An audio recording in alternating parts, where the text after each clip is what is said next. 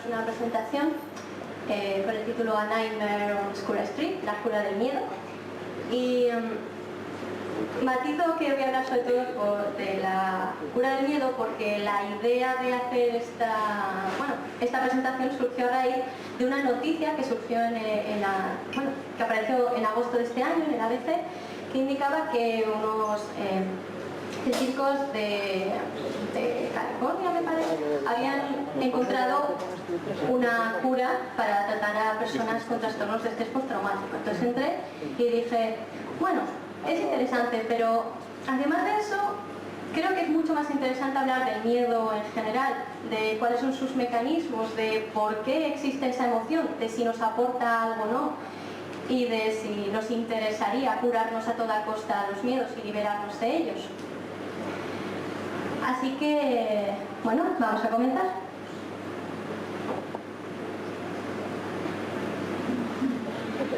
En primer lugar, el miedo es una de las emociones básicas del sistema límbico.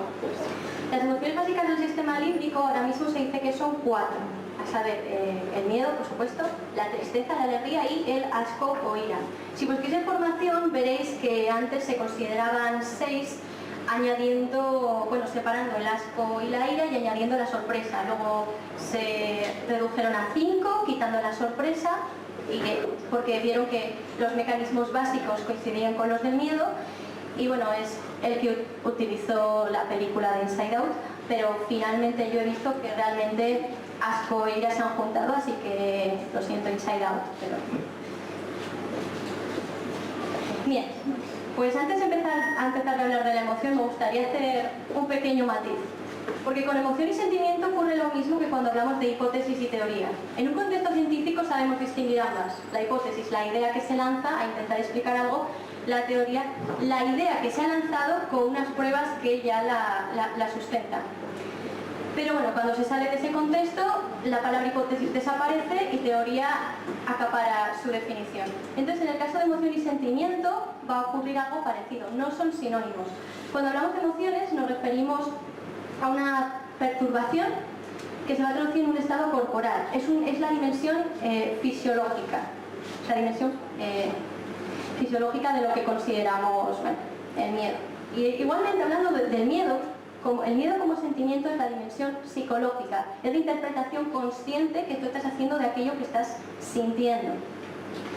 Entonces, esto es algo que se trabaja muy desde la infancia, porque claro, tú al mismo tienes ese despliegue de sensaciones y te tienen que enseñar cuándo estás triste. Aunque parezca una chorrada, esto es algo que hay que aprender, porque las emociones básicas pueden ser 4, pero realmente sentimientos como la piedad, la admiración, eso hay que aprender a pulir. Entonces, bueno, hecha esta diferencia, vamos a empezar a hablar de cómo funcionan los mecanismos del miedo.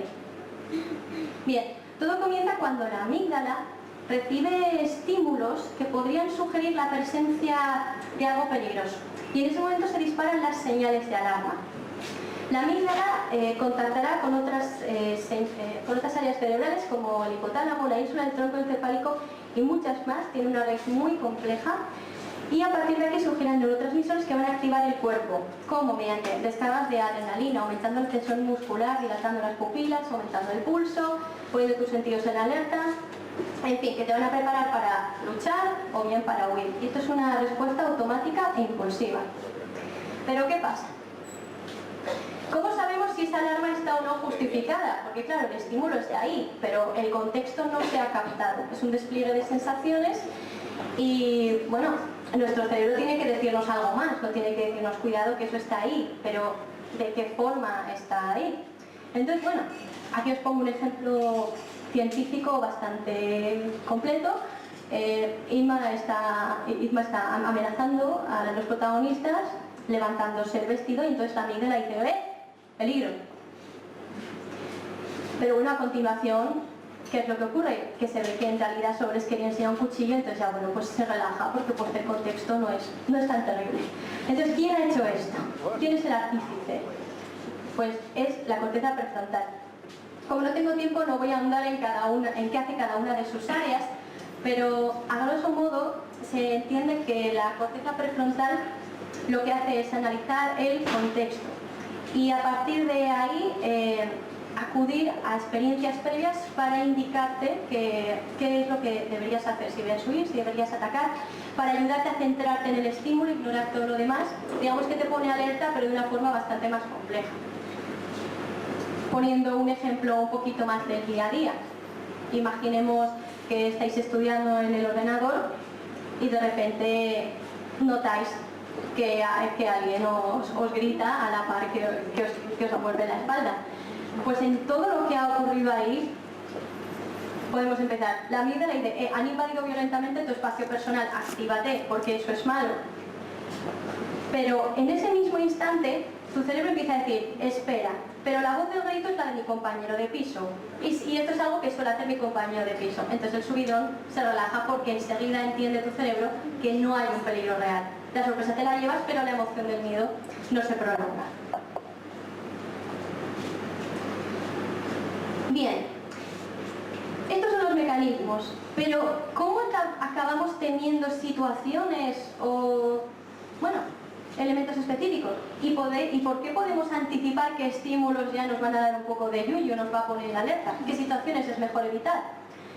La verdad es que algunos miedos vienen de serie y otros los adquirimos con la experiencia. Los miedos innatos, aquellos que vienen de serie, se activan automáticamente, esto lo gestiona la amígdala, al asociar un estímulo a un peligro concreto, es instintivo. Ocurre, bueno, esto se ve más en el mundo animal, a la hora de ver un animal más grande que se aproxima, con ciertos sonidos, ciertos olores, los colores. En el caso de los humanos, algunos miedos bastante comunes son las alturas, la oscuridad, la soledad. Y aquí quiero hacer un matiz, porque puede que digamos, bueno, pero yo no tengo miedo a la oscuridad, no tengo miedo a las alturas. No penséis solo que el miedo es quedarte aterrorizado, quedarte paralizado.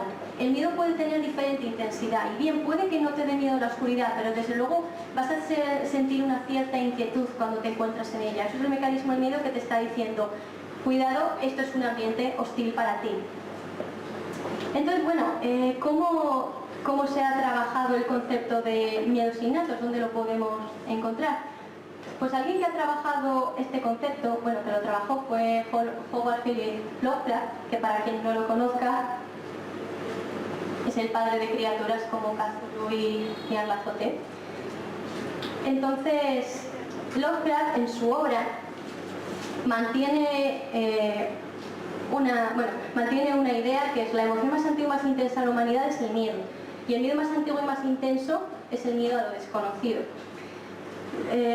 Lo que trata de representar es la insignificancia del hombre frente a la magnitud del universo y frente a fuerzas que escapan a su comprensión. En este caso, el miedo que pretende transmitir es eso, es un miedo totalmente instintivo, la reacción de un ser humano ante esto es la anulación. Los sentidos no son capaces, algo dentro de ti te está diciendo que eso es algo que no puedes comprender. Entonces, bueno, fue una forma muy interesante de trabajar con lo que serían los miedos innatos. Pero bueno, un ejemplo mucho más conocido son los screamers. Los screamers que, bueno, evidentemente un ruido fuerte con una cara rara en un ser que se mueve rápido te va a asustar. No es algo muy complicado de conseguir. Entonces, bueno, la primera vez que veas una película de miedo, cuando no conoces el concepto screamer, es algo que realmente te va a asustar y te va a sorprender. Pero algo curioso ocurre, cuando empiezas a ver más películas, empiezas a reconocer en qué ambientes es más posible que de repente te metan un screamer. Y es como, ¿y cómo sabe? ¿Cómo sabe mi cerebro que eso está ahí? ¿Cómo sabe que se está aproximando el screamer? ¿Cómo sabe que está ese peligro ahí? Pues porque tu cerebro está aprendiendo. Y entonces ahí están los miedos aprendidos. ¿Qué son los miedos aprendidos? Pues estos están relacionados con cómo tú gestionas una respuesta traumática y negativa. De forma que en el peor de los casos, un estímulo que antes era neutro para ti acaba asociado con un estímulo negativo. Y esto se llama condicionamiento. Un ejemplo de esto, lo he dicho, el caso de los screamers. Acabas relacionando el movimiento a cámara lenta, el entrar en la habitación, que eso a priori es una persona andando, con que te va a saltar un bicho a la cara, lo cual es un peligro real. Entonces, bueno, experimentos que sí que se han hecho en laboratorio someter a un ratón, por ejemplo, a un sonido grave, junto con una breve descarga en las patas, acaba consiguiendo que solo con poner el sonido grave la rata asocie que ahí va a haber un dolor implícito y entonces tenga miedo a ese sonido. Casos como estos en la literatura, pues por supuestísimo Freddy Krueger o It, en la obra de Stephen King. En este caso sí que hacen un perfecto tratamiento atacando a la gente con esos miedos aprendidos, aquellos que tienen más a flor de piel, aquellos que son más peculiares de cada uno. Entonces, bueno, en este momento tenemos que el cerebro no solo viene con miedos de serie, sino que encima te va metiendo más. Así que, bueno, podemos decir que el cerebro es oficialmente un perturbador de la paz. Podemos decir eso, pero la verdad es que la razón de ser de los miedos adaptativos de los miedos aprendidos es adaptativa, no patológica. El miedo, lo que quiere, el cerebro, lo que quiere es ayudarnos a sobrevivir en un ambiente dinámico, en un ambiente cambiante. Por eso va a tomar nota de aquellas situaciones típicas en las que tú te has visto en peligro, de aquellos miedos más recurrentes o de aquellas situaciones traumáticas más intensas que te han podido afectar, para que la próxima vez detectes el estímulo antes, mejor, y te prepares más y mejor. Pero ¿qué pasa? Que así como los histeria salen mal, los miedos también pueden salir mal. Y en este caso estamos hablando de las fobias, los miedos que sí son patológicos. Un miedo adaptativo está incrementando nuestra capacidad para manejar la situación, para manejar la realidad. Nos está poniendo alerta y nos está ayudando a ser más rápidos que aquello que nos está atacando. Pero ¿qué pasa con miedo patológico? Que es todo lo contrario, o sea, es un miedo muy intenso en un momento en el que ese peligro no está ahí. Que sí que está un estímulo que te puede recordar a ello, pero asume que ese estímulo ya significa la muerte, significa algo horrible. Pero esto no es verdad. Y nos está limitando, anula nuestra capacidad a reaccionar de forma adaptativa. En este caso no es una relación sana, y aquí sí es cuando sí que surge un problema. Estos miedos traen consigo, por tanto, una coordinación cerebral deficiente. No te está ayudando en absoluto, solo te está anulando. Y esto se ve en los trastornos de estrés postraumático. Por ejemplo, una persona que sufre un accidente de coche y a partir de ese día solo con sentarse en un automóvil ya tiene un ataque de pánico. Eso no es una respuesta coherente, no es un miedo adaptativo. No te está avisando a reaccionar, simplemente te deja paralizado. ¿Qué se observa en estos casos? Que la actividad de la amígdala está disparada y de hecho las neuronas que comprenden la amígdala han sufrido cambios anatómicos para ser mucho más efectivas en su respuesta, mientras que la actividad prefrontal disminuye. Entonces la paradoja de que situaciones de estrés están conduciendo a una menor capacidad de manejar el estrés. Entonces, ¿cuáles son los tratamientos que existen hasta este momento? Bueno, pues existen terapias de exposición, o sea, te tienen que ayudar a sobreescribir la idea que tu cerebro está teniendo, o sea, hacer conexiones reales que te ayuden a enfrentarte de forma real y efectiva. Tratamientos de exposición, bueno, la típica terapia de choque, terapia cognitivo-conductual. En este caso te dan mucha información sobre aquello a lo que temes para que lo veas de otra manera, para que tengas más información. O, bueno, por supuesto, fármacos que regulan la respuesta fisiológica y te ayudan a atenuar lo que estás sintiendo. En cualquier caso, la idea es conseguir un aumento de la funcionalidad prefrontal, que es que esa parte del cerebro que analiza el contexto tenga más fuerza. Entonces aquí es donde entra un artículo que encontré en la ABC que decía: investigadores descubren la cura para el miedo. Y entonces dice, bueno, vamos a ver lo que han encontrado. Este es el artículo. Para poder entenderlo brevemente, voy a comentar cómo funcionan las neuronas para todos y en qué punto pretendería incidir este artículo. Bueno, lo primero, la neurona son las unidades del sistema nervioso y a la hora de transmitir señales, estas señales son de tipo electroquímico. La parte química tiene lugar entre neurona y neurona, y la parte eléctrica tiene lugar en el cuerpo de la propia neurona. Entonces, ¿por qué se produce esa pequeña corriente, esa respuesta eléctrica? Pues porque existe un potencial de membrana, es decir, una diferencia de potencial entre el interior de la célula y el exterior. Y esto porque se establece principalmente por la presencia de los iones potasio, sodio y cloro, que tratan de distribuirse evidentemente por concentraciones, tratan de igualar concentraciones, pero ¿qué pasa? Que no todos pueden difundir igualmente a través de la membrana. Algunos pueden pasar, otros necesitan canales y otros no tienen canales activos todo el tiempo. Pero aparte son moléculas con carga, o sea que las cargas también se tienen que mover, o sea, el positivo se siente atraído por el negativo y viceversa. Entonces, en conjunto con todas las fuerzas se llega a un equilibrio en el que hay carga negativa dentro de la neurona y carga positiva en el exterior. Entonces, ¿qué es lo que ocurre? Cuando se produce la transmisión, se produce lo que se conoce como despolarización. Se produce una perturbación que hace que las cargas se cambien. Y esta perturbación se prolonga desde las dendritas, el cuerpo de la neurona que estaría allí, hasta el axón. Y luego llega a la siguiente neurona. Entonces, aquí se ve un poquito mejor. La neurona está en reposo y de repente se produce se acerca al potencial cero, comienza a dispararse, se vuelve positivo y luego, vuelve al estado normal porque por esta zona ya ha pasado y esto se repite, se repite, se repite y se repite. ¿Hasta dónde? Hasta que llega al final del axón. Y aquí, como digo, ocurre la respuesta química. Al final se encuentran unas moléculas llamadas neurotransmisores que van a pasar a este espacio sináptico, entrarán en contacto con unos receptores y por ese efecto de entrada de sodio ya comenzará a aumentar aquí el potencial, se volverá positivo y de nuevo esta neurona llevará a cabo una reacción. Entonces,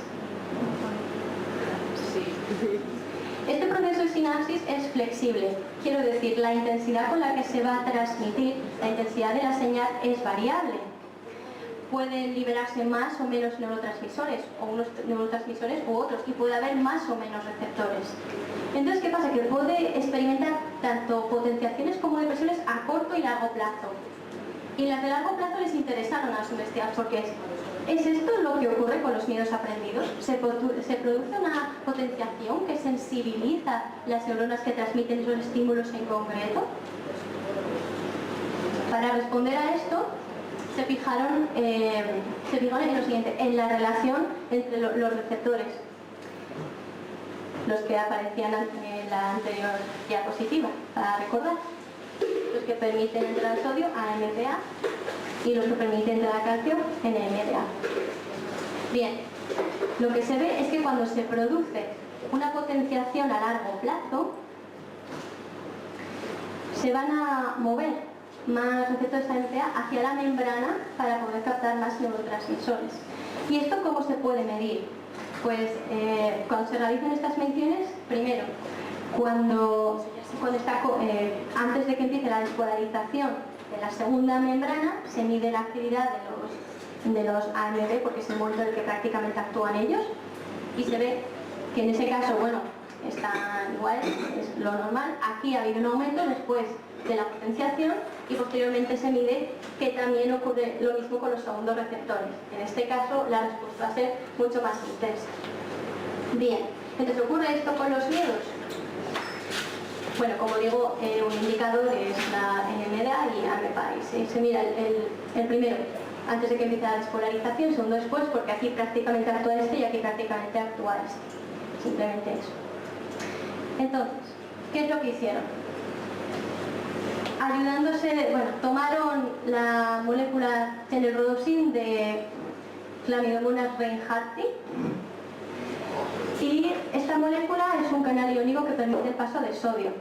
Entonces, sí quedan 4. ¿Qué es lo que hicieron? Introdujeron esta molécula en ratones a través de un virus, en las neuronas que veían que se activaban con los estímulos que les interesaban. Hicieron exactamente lo mismo, o sea, con un ruido A les daban descarga, con un ruido B no les daban nada. Entonces introdujeron esto en las neuronas en las que esto se producía para poder modular mediante la luz, porque esta molécula reacciona con la luz, y crear potenciales a voluntad para poder observarlas. En fin, ¿qué es lo que observaron? Que cuando ¿Os suena esto? Cuando se produce, cuando no había ningún condicionamiento, la respuesta era normal. Cuando se había hecho el condicionamiento, se estaba produciendo la potenciación. Mientras que en el caso en el que no había condicionamiento, permanecía exactamente normal. Entonces vieron que realmente en el miedo hay mecanismos de potenciación a largo plazo. Y la cosa es, ¿esto es descubrir la cura del miedo? Bueno, sí que vieron que mediante una despotenciación artificial los ratones ya no tenían miedo a ese sonido. Es un mecanismo un poco complicado de explicar, pero vieron que no tenía. Pero quiero decir, esto no se le puede hacer a una persona. Entonces, igual los del artículo se fliparon un poco. Lo que sí que es verdad es que este método sí que sirve para identificar las poblaciones de células implicadas para buscar tratamientos que realmente actúen exactamente donde se tiene que actuar para parar definitivamente el miedo y no solo reducir sus síntomas. Muchas gracias.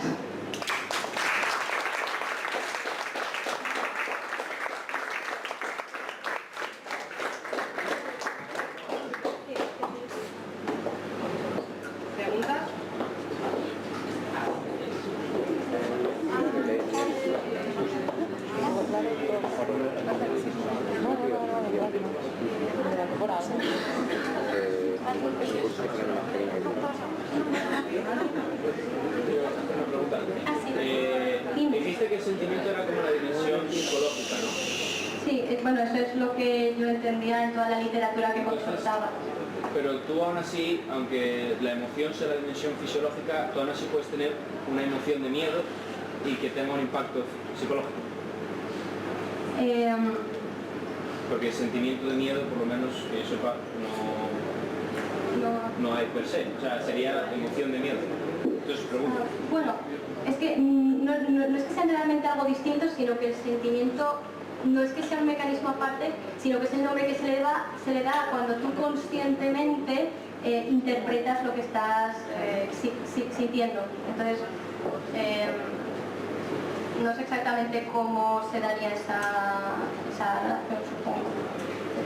Y otra cosa que quería preguntar, lo de que ahora son 4 emociones básicas, ¿eso desde cuándo? Es porque, bueno, yo estudio psicología, como a mí me dijeron siempre que había 6, digo yo, pues estamos aquí atrasados.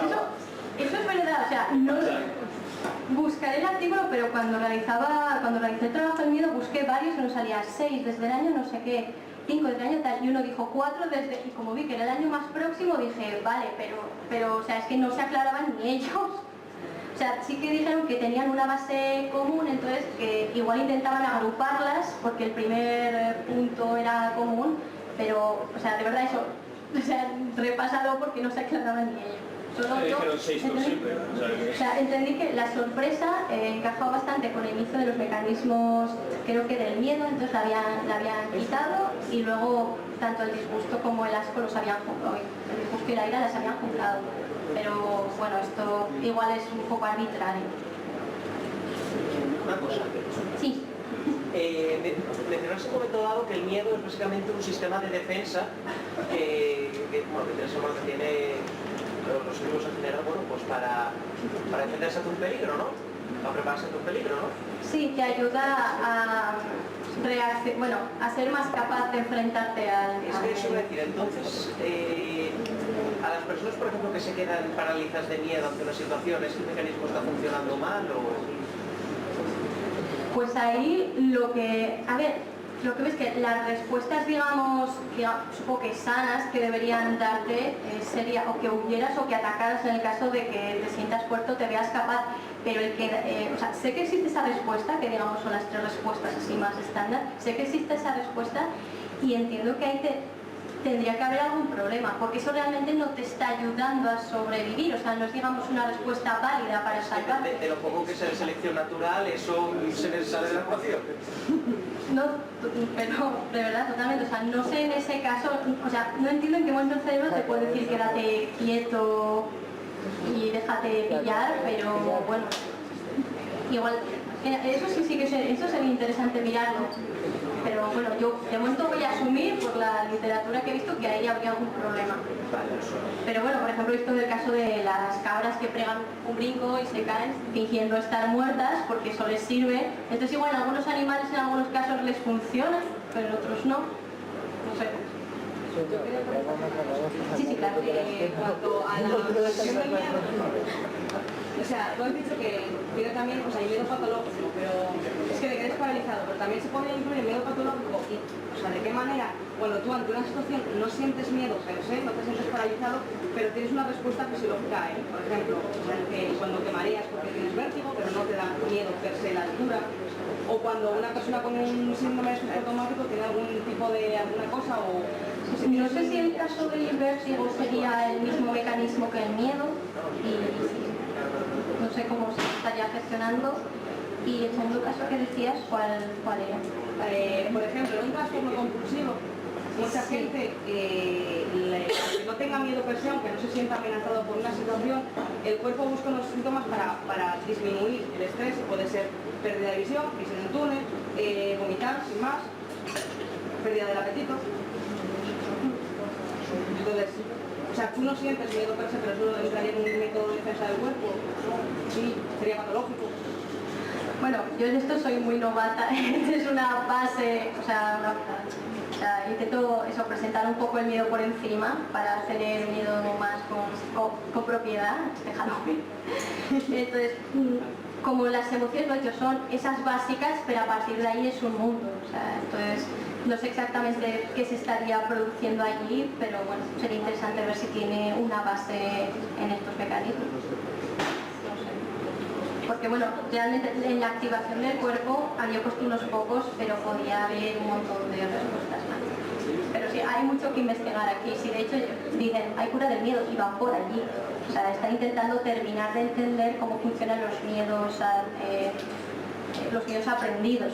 No es algo tan del día a día. ¿Alguna pregunta más?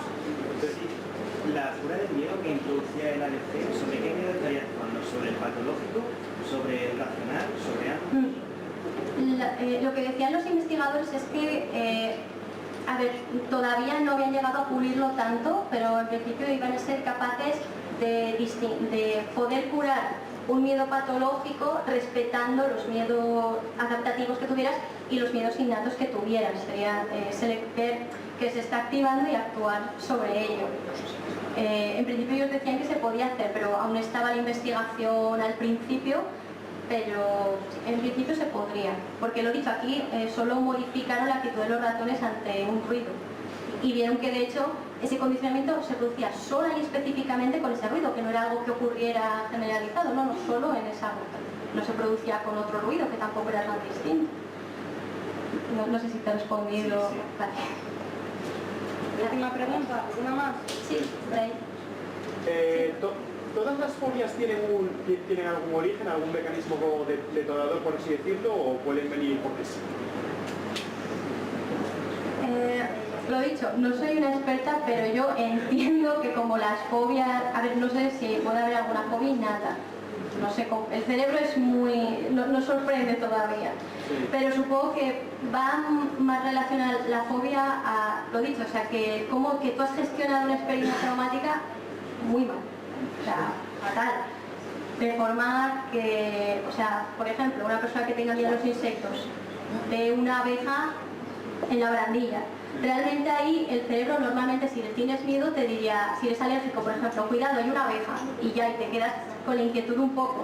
Pero en el caso de una fobia se dispara como si realmente tuvieras la abeja aquí. Ese es el problema que tiene la fobia, que digamos no pone en contexto las cosas. Así que bueno, yo supongo que eso innato es un poco... En principio es por una mala gestión de alguna experiencia traumática.